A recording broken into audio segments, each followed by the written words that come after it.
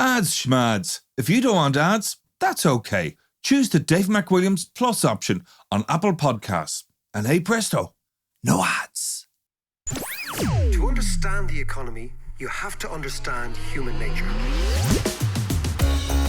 This podcast is powered by Acast.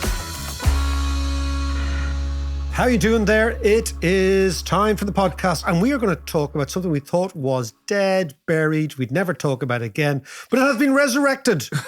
Brexit. Brexit here in Dublin. Brexit looms large. Not so much looms large, but it's like an irritant. It's like an irritant, yes. And of course, it has been brought back to, I wouldn't say life, but to some form of life by recent events in Northern Ireland, where our friends, the DUP, who, as we said, are the party that never misses an opportunity to miss an opportunity, have yet again missed an opportunity, and now they are fighting amongst themselves over a battle they could have never won, which was, imagine what the DUP did.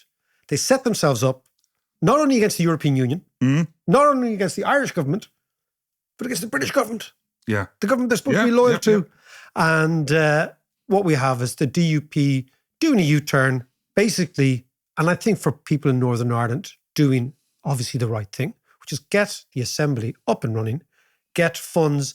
My in-laws up north work in the health service. They were saying the health service in Northern Ireland is totally starved of funds. Totally starved. The waiting lists on the NHS are enormous. School teachers in Northern Ireland are paid a fraction of what they're paid here. Yeah. And substantially less than what they're paid in Scotland or England. They run an all-out strike there. I don't know if you saw a couple of weeks ago. Yeah. And again, I was driving, and it's a strange thing. I was driving to Donegal last week. And to get to Donegal, you can go many ways. But one of which I was going through Enniskillen, south from Fermanagh, very, very beautiful part of the world. The lakes, Lough Erne, all that. Yeah, it is gorgeous. And then out to Donegal. But again, it's something you notice in Northern Ireland, and it's a malaise of Britain in general, which is the roads are brutal. They've no lights on them. They've no markings on them. I mean, it's a different jurisdiction, but it's the same country. But it's like going into a totally different world.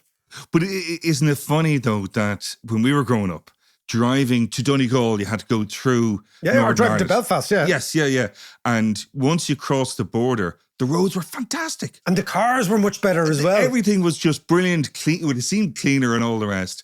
And now it's the opposite. It's because Britain has run out of money. Yeah. So this is the interesting thing. Britain has run out of cash.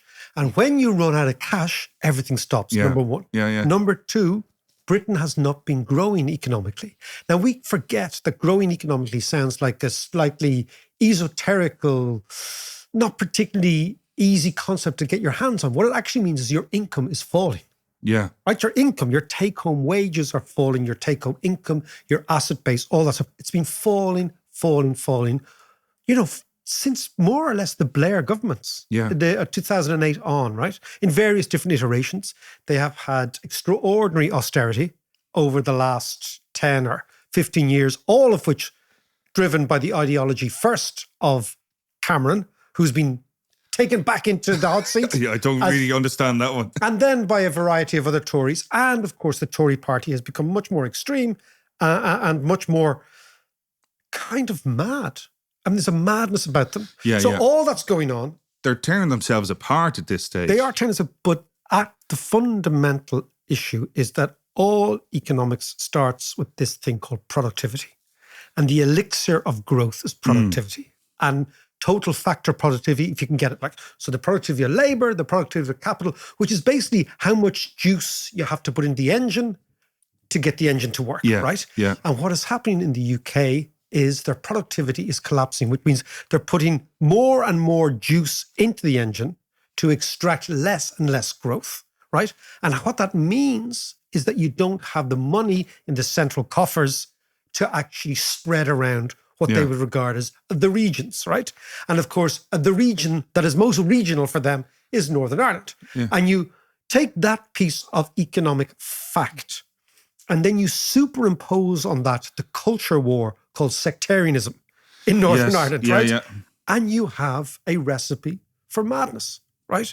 And this is what has happened over the last while. And of course, the DUP, I mean, how did they think that they could actually have a hard border in Ireland? How did they think? Like, who were they talking to? I mean, in what world were these people discussing this, right? This is why they never miss the opportunity to miss an opportunity. Just rings straight, like it rings like a He's huge... often one. No, but it's like... You're absolutely right. What fucking world, lads, okay? And lassies. I understand, when Churchill spoke about the dreary steeples of Fermanagh and Tyrone, he was absolutely right. It's dreary and dull thinking based on a bizarre notion, which I think is disappearing, of supremacy. Yeah. Right? Now we're in a situation where they have a deal, they're back in the Assembly, but the Assembly will have a nationalist boss for the first time ever. Yeah. A Sinn Féin boss. For the first time. And maybe at the end of the day, they just didn't want a Fenian about the place. That was really... Well, that is true. That is true. But let me just broaden it out a little bit, okay? Because one of the big premises of Brexit was they wanted more sovereignty. And I've been thinking about this a lot. It's the whole question... I want more sovereignty in my family, let alone the country. I want sovereignty in my own head. But let me ask you this then. Like, in an international, globalized world, what does sovereignty actually mean? It's a very, very good question. And how can it work? It's a very, very good question. And by the way, we're about to talk to Martin Wolf of the FT on Brexit. We're looking at Brexit. Brexit was in 2016. It's a long, long time ago, right? Yeah. We're talking 8 years. Yeah. It's a long, long time ago. So we're going to talk to Martin Wolf, probably the best economics commentator in the world. So we are in for a little treat in a sec. On the issue of sovereignty, John, one of the great charades imposed on all of us is to pretend that you have a certain amount of sovereignty in a globalized world. Okay. Now, the interesting thing about being from a small country like Ireland is we've never, ever been rule makers. We've always been rule takers. So if you're a rule taker, you have to make do with the rules that come from somebody else, right? And this is because sovereignty has constantly been eroded all the time. It's impossible to have, for example, free capital movements, which we need, capital going in and out, free trade going in and out, and sovereignty. Because once you say free capital movements and free trade, well, then you give away lots and lots of barriers that are so-called sovereign. The other issue is free movement of people. Well, do you stop talent coming in or out?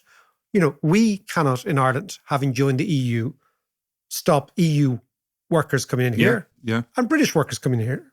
They're the lion's share of the immigrants at the moment. They're actually not the lion's share, they're about half, right? Yeah.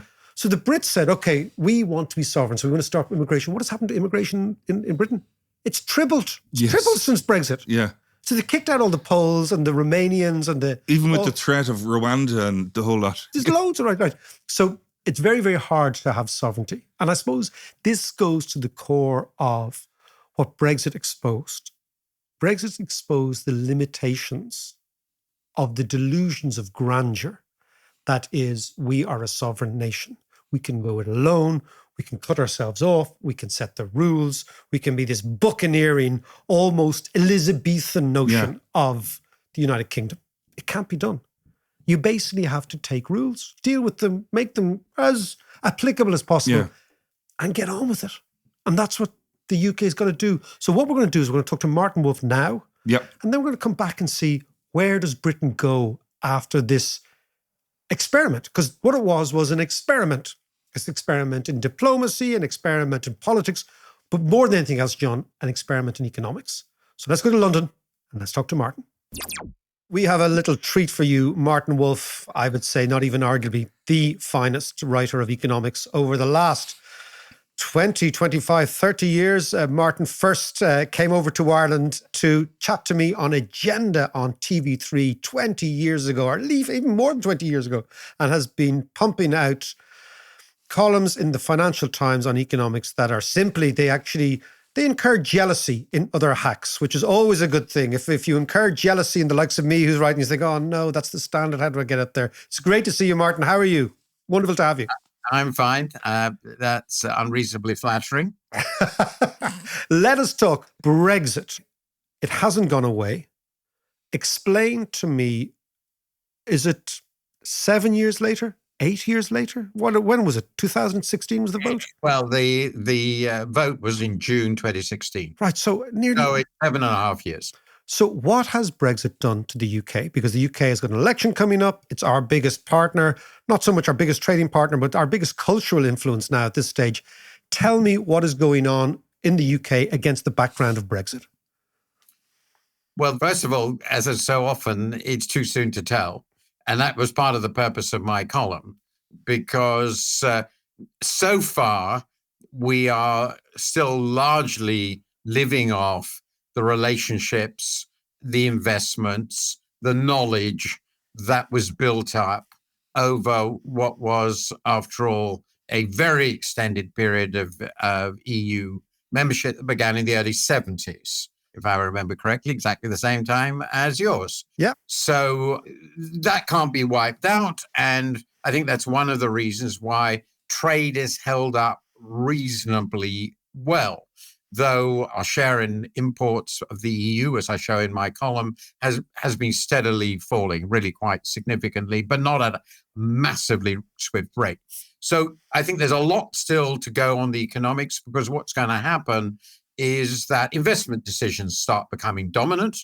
And I don't think anybody in their right mind that is interested in serving the EU market as a dominant part of their business activities, be they a British firm or a foreign firm, is going to invest in Britain. It just doesn't make sense. So there are cumulative losses. It's similarly, I think the best analyses indicate very significant losses in GDP. There's a quite controversial analysis just come out from a man called John Springford. It's very recent, who works at the Center for European Reform. And his argument is that GDP is about 5% smaller than it would have been if we hadn't joined. That's at the higher end. Some people think it's substantially smaller. I think his arguments are quite strong. So we know that there are pretty significant costs already.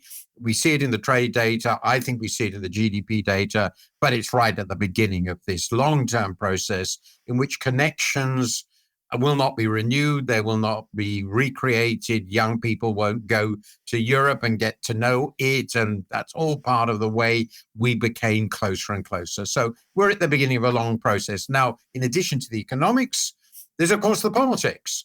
And it's inevitable that this continues to be a dominant part of our political scene. The attitudes to Brexit, whether one thinks it was a terrible disaster or is a great decision that will be vindicated, continue to really, to say, divide, split the Tory party. A lot of these conflicts over is Sunak the right leader as opposed to somebody else is really just the Brexit war continuing. And that Brexit war is really a war of national identity and political identity.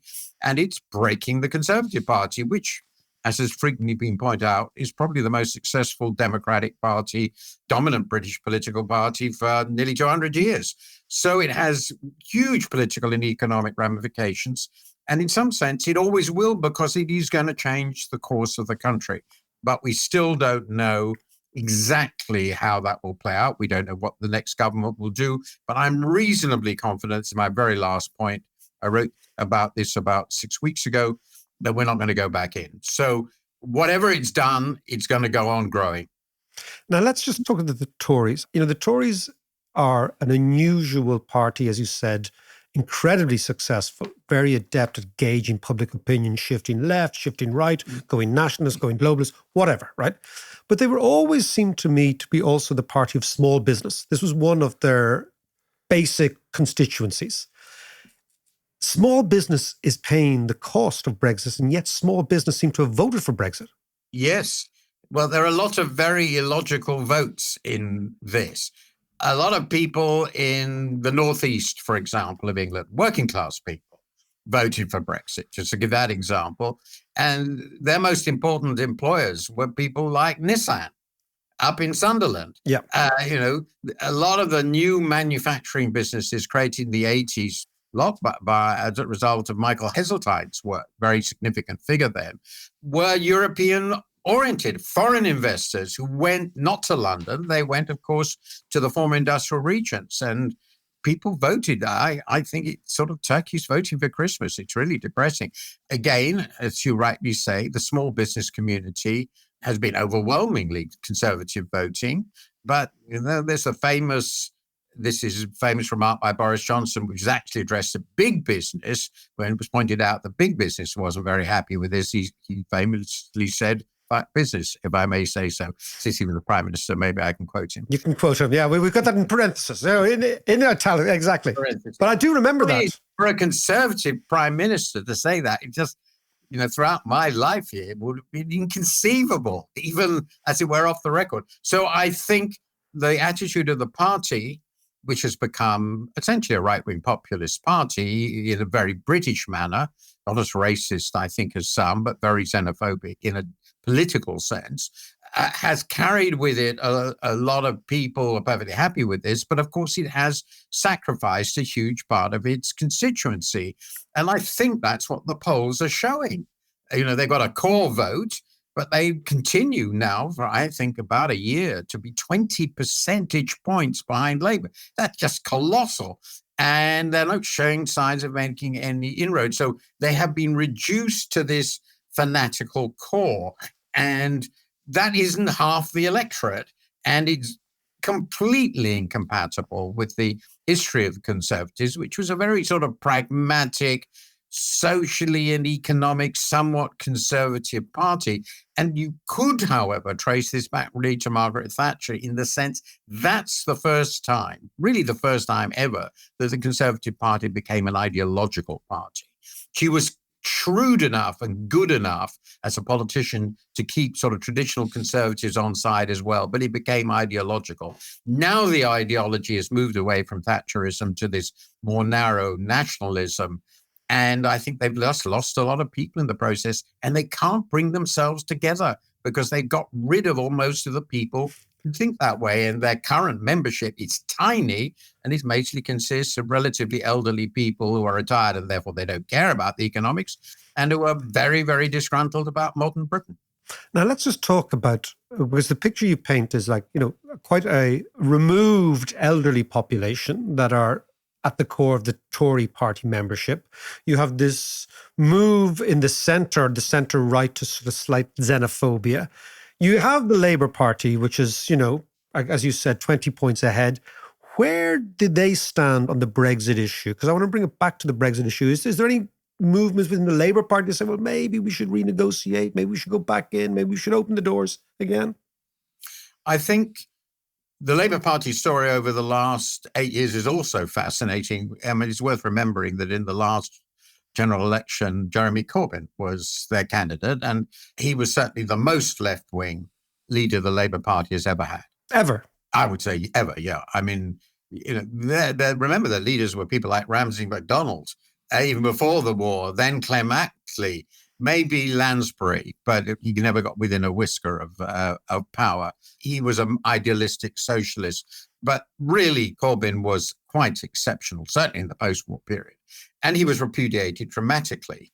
And the Labour Party seems to have concluded from that was a very serious mistake, and they were never going to win that way, because they were driven back to their heartland of about a third of the vote, which is where the Conservatives seem to be going. There are a third of the people are fanatical on one side and the third on the other, but doesn't give you a majority. That's what the Conservatives always understood. Now, Starmer understands that. That's the point. He's running a broad coalition Labour. In this respect, he follows Blair, and to take an earlier politician, Harold Wilson. He's that sort of politician. Yeah. So he's very pragmatic, very organised, very disciplined. It's an incredibly different party from that of Jeremy Corbyn, which, by the way, might tell you that this could happen to the Conservatives. In the first past the post system, you need a majority. So if they want to win, they're going to have to do something like this. But coming to your question, I think it's clear Starmer was against Brexit. Very well known. He was a member of the Labour Shadow Cabinet, and he was a spokesman on Europe, and he was against Brexit. We all know that. At the same time, he's very cautious, and he thinks, and I put forward all the arguments for this, that really trying to renegotiate Brexit will consume the whole of his government and the term. It's quite probable that he wouldn't be able to reach a deal with the EU because we've got to do more. We can't just go back on the terms we had before. It's not just undoing something, it's doing a new deal, essentially. And the new deal would clearly be more integrating. And the EU would have to be convinced we're not going to do this again, which he could hardly do in the teeth of almost certain conservative opposition. I'd probably require another referendum, and I think he would probably need a huge majority to reverse this. So I think he's basically going to conclude we cannot reverse it, and I think that's right, but we can improve things. And so what they're going to do, I believe, is try and go, as it were, largely below the radar, except for the fanatics on the other side, by trying to improve the trade deal, by trying to converge in regulation. For instance, I discuss food standards as an obvious place to say, we are going to adopt EU food standards. And we want you to certify that we are using EU food standards. And that would eliminate a lot of the problems with Northern Ireland. Yeah. That would be a pretty good deal. And maybe do better deals on services. The Swiss have better deals. So try and find a range of things in which the EU and the UK can converge. And there's one other factor which I think is important, which a lot of the European leaders now understand. The EU is looking increasingly isolated given what's happened with American politics. Yep. The Ukraine war issue, which for many European leaders is pretty existential, rightly in my view. And in that context, good relations with the UK, obviously more important for Britain than for the EU, but still Britain is one of the three major powers in Europe. It's one of the two significant military powers. I think there's a case the Europeans will also feel we need to be closer to the UK. I know this won't mean so much in Ireland, neutral state, but Ireland's way out there in the West, and most EU members have a rather different view and relationship with Russia. No, you're right. You're absolutely right. You have, and the UK is very firm on this, and the Germans and the French appreciate that. So let's just conclude this about the UK, Martin, this piece, right? Because I think you're absolutely right on neutrality. You're absolutely right on NATO. You're absolutely right on Russia. Ukraine is existential, not least because there is a massive land border, and there's also a not insubstantial centuries-long history with Russia in that part of the world. And it hasn't been pleasant on either side. So let's just look at the UK, right? What does the UK look like in 5-10 years' time? I mean, I'm trying to think historically, I'm trying to think comparatively, I'm trying to think geopolitically. Is there a model of a country that sort of willingly backed away from a reasonably plausible alliance, went out on its Todd, decided to go different, fueled populism? I'm trying to figure out, is there a model from history, economic history, or is there some sort of conceptual idea of where the UK belongs or goes in the next 5 or 10 years? That's a very good question. I have to think about that quite carefully. The UK's history is a bit sui generis. I sometimes think the only country which is sort of a bit like the UK is Japan. Major island power, considerable military power, economically powerful. I mean, it's not perfectly, which has always had this very complicated relationship with China. Yes. And Britain, Ireland, similarly, semi-attached to the continent politically, never part of the Holy Roman Empire, for example. That's a very important point vis-a-vis the major continental neighbors, Germany, France, and Italy. Left Roman Catholicism 500 years ago, which was also an enormously important moment. But it's always had this very difficult relationship with continental powers and spent, let's be clear, most of the last 500 years fighting continental powers. Yeah, no, absolutely. And trying to prevent them successfully from uniting the continent.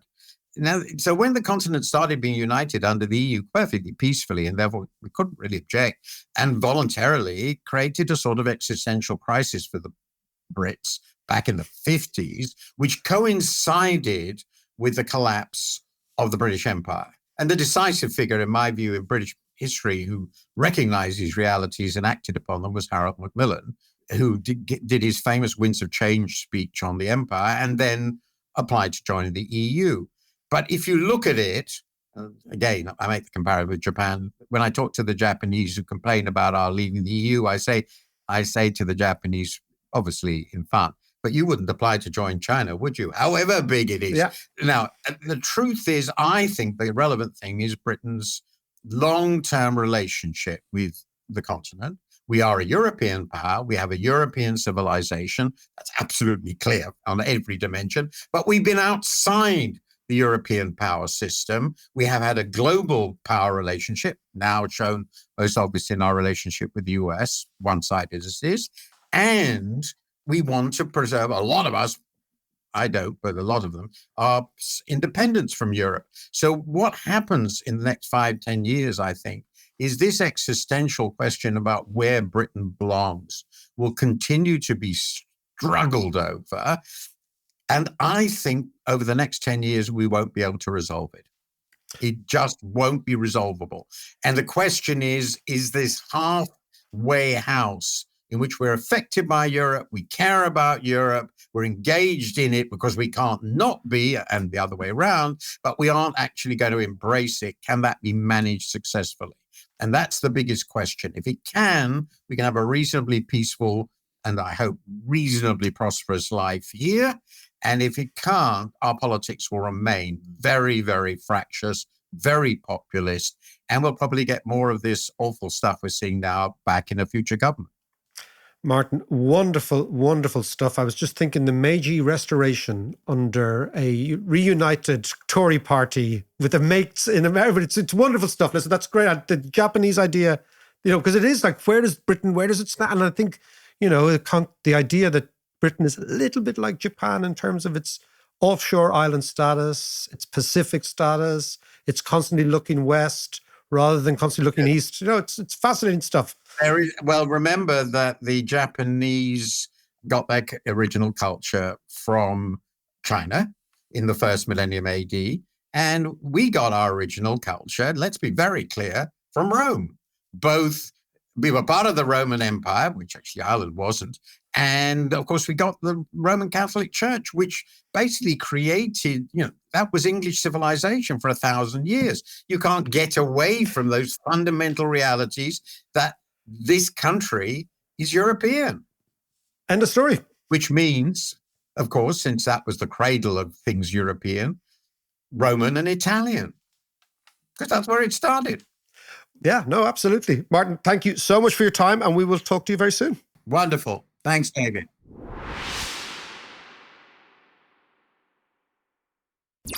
That was brilliant. I have one burning question out of all of that. What the hell is sui generis? I could see. So I have to explain to you, right? So when we're doing the podcast, right, we have our guest on the line. We're sitting across from each other, right? And I'm always watching John's face as the discussions are going on. And Martin just mentioned sui generis there, and John's like, here. What the fuck is that? Sui generis. I've never heard that before. What does it mean? Sui generis, Latin, right? Yeah, of course it means is. Unique to us. Right. So if something is sui generis, it's not general. It's only specific. So what he's talking about is Britain is rather unique in certain areas. Aha! But I'm going to keep using the podcast, right? Anyway, let us get back to the substance at heart. Well, actually, speaking of sui generis, Britain certainly is sui generis, and the sui generousness of Britain, the sui generosity. Where does it belong? Where does Britain belong? It has been this unique. By the way, he's got his serious head on now, right? He's got this. Okay, get your shit together. Okay, this is a serious podcast. This is a serious thing. Okay, where does Britain belong? Question number one. Politics. A, the North Atlantic. B, in Europe. C, in Japan. D, on our Sweeney Todd. Okay, let's answer this question. Where does Britain belong? Please. It's really fascinating. I think Martin put it very, very well. And I think his comparison with Japan is really, really elegant and gets you thinking a wee bit. And what he's basically saying is that, one of the reasons is Japanese neurosis towards China is Japanese culture comes from China. And he was making the very point that British culture comes from Rome. right? Yeah. And then, so you had the Celts, you had our crowd, then you had the Romans. And we forget the Romans were in Britain for hundreds of years. Yeah. There was an amazing piece of archaeology a couple of years ago where 4 skeletons, one unearthed, I think, somewhere in the city of London. And they were Roman skeletons. And most fascinating DNA search on the 4 skeletons, two of them were from North Africa. Right. One of them was Yugoslavia, and the fourth one was a Briton, a Celtic Briton. So it has always been quite cosmopolitan. Yeah. Do you know what I mean? Yeah. If you read Chaucer, right? If you read, all these ancient English texts, they speak of an incredibly diverse society, even in the 14th century, right? Even in the 14th century, if you go back to, I think, what was her name? Sort of Gwendolyn of Norwich and all these these Margaret Kemp and all these sort of books that were written, the very first biographies written in the English language, they speak of lots and lots of different races there. So it's always been this bizarre country, but as Martin said, it's been offshore. It's not continental. Yeah. And that is an unbelievably salient point. It has always been what they term Atlanticist, right? So therefore, after the Second World War, their alliance with the United States was an extension of Castlereagh's foreign policy. And Castlereagh was the guy who was negotiating after the Napoleonic Wars. Yeah. And their major, major obsession in British diplomacy has been always to isolate Germany, to keep Germany away from France and away from Russia. So if you look at all the traditional British alliances, they're with Russia and France, surround Germany all the time. But there's a whole load of Saxons in There's a whole Britain, lot of, and they're Germans. It's funny. I was looking at the David Beckham documentary. Forget my highfalutin stuff. What I actually do is I watch the Netflix thing. I love the Beckhams. There's something about them that are compulsive viewing, right? But the fascinating thing is when you look at the Beckhams, when you look at they're Saxons, right? Yeah. Like they're blonde, blue eyes. I remember when I first went to England, I was always amazed how tall they were. They're much taller than us. They're really tall people, right? So they've always been mixed up. But where does it go now? I think that this idea of a nation, an amalgamation of nations, a former imperial power looking for a role, it's still trying to find its way.